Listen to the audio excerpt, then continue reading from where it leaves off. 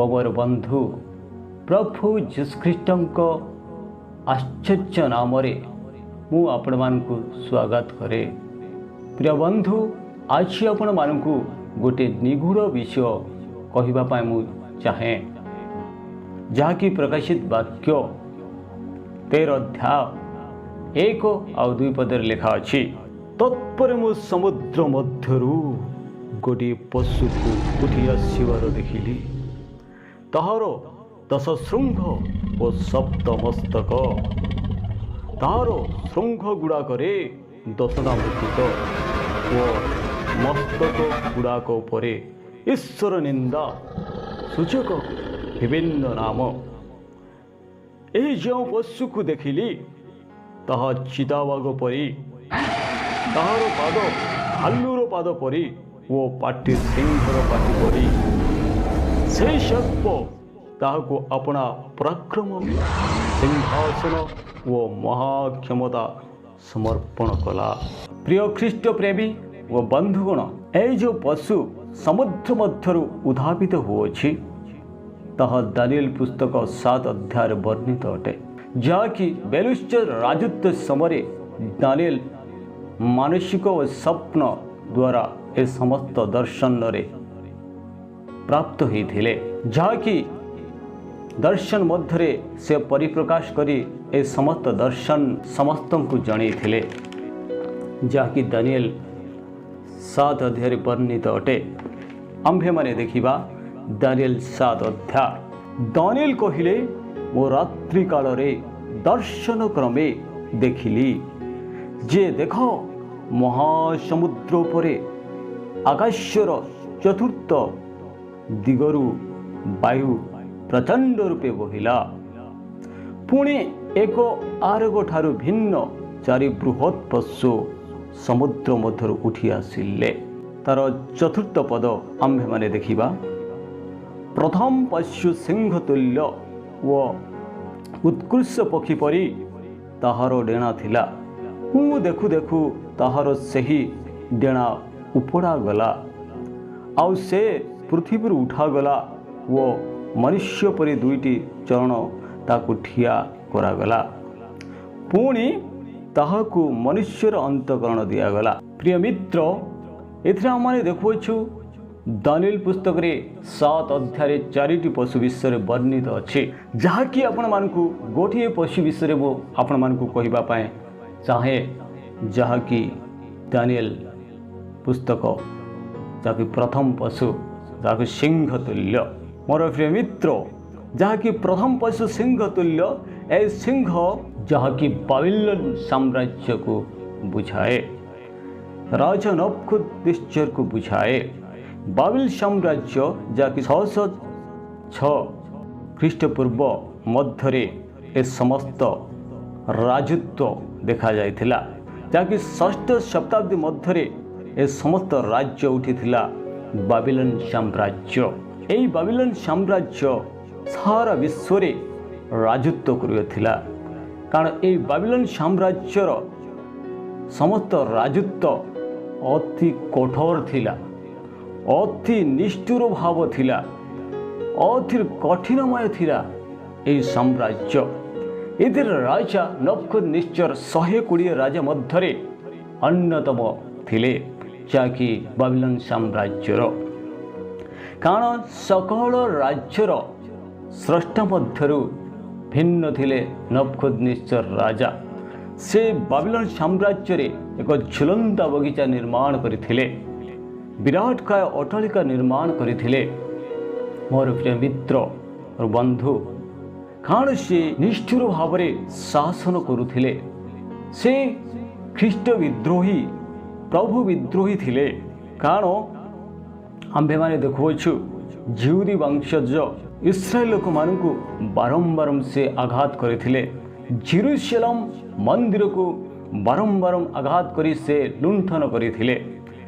ସେ ଈଶ୍ୱରଙ୍କର ବିରୋଧୀ ଥିଲେ, ଏଣୁ ତାହାଙ୍କୁ ସମ୍ପୂର୍ଣ୍ଣ ରୂପେ ନିଷ୍ଠୁର ଭାବକୁ ପ୍ରକାଶ କରାଯାଇଥିଲା। ଏଣୁ ତାହାଙ୍କୁ ଏକ ସିଂହ ତୁଲ୍ୟ ପରିକଳ୍ପନା କରାଯାଉଥିଲା।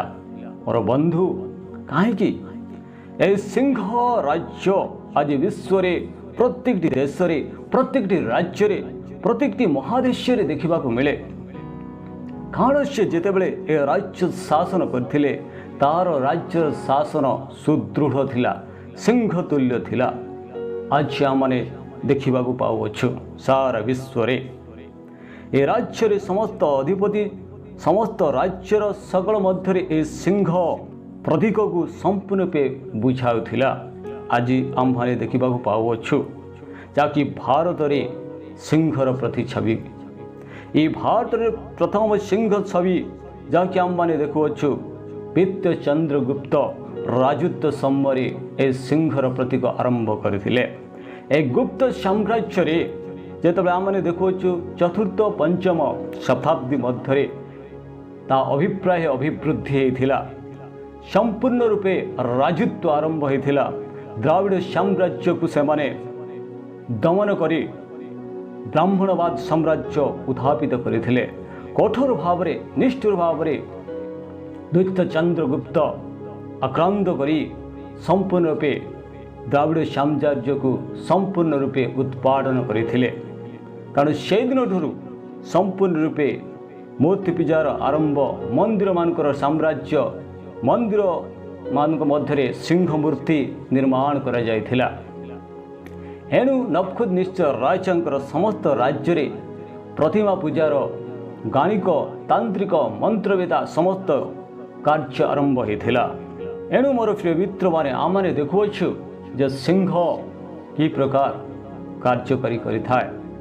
एणु मोर मित्र माने आज सिंहर विषय आपण मानकु कहबा पई जाउछि जाकि आमनकर मगध साम्राज्यर अधिपति 273 ऋषि मध्य महाराज जहाँकि मौर्य वंशज जहाँकि चंडाशक संपूर्ण रूपे मगध राजा थिले। से मगध राजार संपूर्ण राजत्व समय सारा भारत वर्ष को राजत्व करुथिले। से प्रकार एक निर्भीक एवं निष्ठुर स्वाभाविक राजा थिले। एणु तांकु चंडाशक कहा जाउथिला। एणु से चंडाशक रु से धर्माशक रे परिणत होइथिले। आ शेष समय तार प्रतीक छवि मध्य से चतुर्गम्बुज मध्य 40टी सिंह स्थापन करथिले। एणु ए सिंह सारा विश्व रे राजत्व करी आसुअछि एवं गुप्त भाव रे मध्य राजत्व करुअछि। मोर प्रिय मित्र मोर बंधु आज आमने ब्रिटेन रे देखुअछु ए सिंह सारा ब्रिटेन रे मध्य राजत्व करुअछि जाकि 1750 20 मध्य आरंभ करथिला। जहाँकि आमने प्रतिच्छवि देखुअछु 1836 मसीहार एक ईस्ट इंडिया कंपानी समस्त राज्य मध्य संपूर्ण आमने देखुअछु जहाँकि सिंहर प्रतिच्छवि सारा ब्रिटेन आज सारा विश्व रे राजत्व करिथिला। एणु मोर प्रिय ख्रीष्ट सेवक वृंद माने शेषरे सारा बाबिलोन साम्राज्य उत्थापित होगा पाई जाउछि जहाँकि मृत्युजनक विषय सुस्थता होगा पाई जाउछि।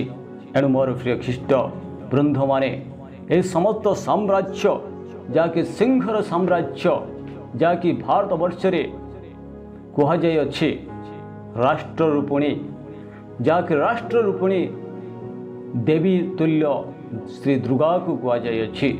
मोर प्रिय बंधुगण माने बुझी रखंतु आज भारत वर्ष रे अनेक ख्रीस्टियन लोक मान को ताड़ना दिया जाउछि दंगा करा जाउछि काहेकि कारण गुप्त भाव रे सिंह बाहिनी सिंह राजत्व करी आसुअछि। मोर प्रिय मित्र बंधु ए समस्त निगूढ़ विश्व बुझी रखंतु भारत वर्ष रे प्रत्येक राज्य रे राजत्व करुअछि ए सिंह एवं सिंह वाहिनी जहाँकि आम्भे माने बुझुअछु जा समस्त प्रतिच्छविर समस्त प्रतीक आम्भे माने बुझुअछु जहाँकि सिंह से सिंह सारा विश्व रे मंदिर मान मध्य स्थापित होइछि आ मंदिर मान मध्य राजत्व करुअछि। मोर प्रिय ख्रीष्ट सेवक वृंद आज जानी रखंतु शेष समय संपूर्ण रूपे ए महापशु जाकि पशुराज सिंह उत्थापित हब। देखंतु प्रकाशित वाक्य तार 13 अध्याय पुणी लेखा अछि 4 पदरे एही पशु परि किए हेबो ता क्वेश्चन मार्क रही अछि। एते देखंतु एही पशु परि किए हेबो समुद्र मध्यरु ए समस्त पशु अंतर्निहित होइछन्ति एवं बाहरी अछन्ति महासमुद्र मध्यरु ए जगत मध्यरु संपूर्ण रूपे उत्पादन हेबा पई जाउछि जाकि निर्गत हेबा पई जाउछि जाकि बाहरिबा पई जाउछि राजत्व करिबा निमंते शेष समय बाबिलोन साम्राज्य उद्धापित हब पुनर्बार मु शेष समय पुनर्बार ए समस्त कथा कहबा पई मु चाहे आज ये सिंह विषय आपण मान को कहि रखुअछि आ ईश्वर वाक्य रे कहा जाय अछि काण गोटे विषय रात्रि ही आसुअछि एवं दिवस ही आसुअछि। मोर प्रिय ख्रीष्ट सेवक वृंदगण माने आपण माने चिंता करंतु विवेचना करंतु आ सिंह राजत्व करबा निमंते उत्थापित हेबो कार ईश्वर वाक्य रे लेखा अछि अन्य दिन मान मध्य पुनर्बार आउ गोटे पशुर विषय आपण मान को कहि रखिबी। धन्यवाद।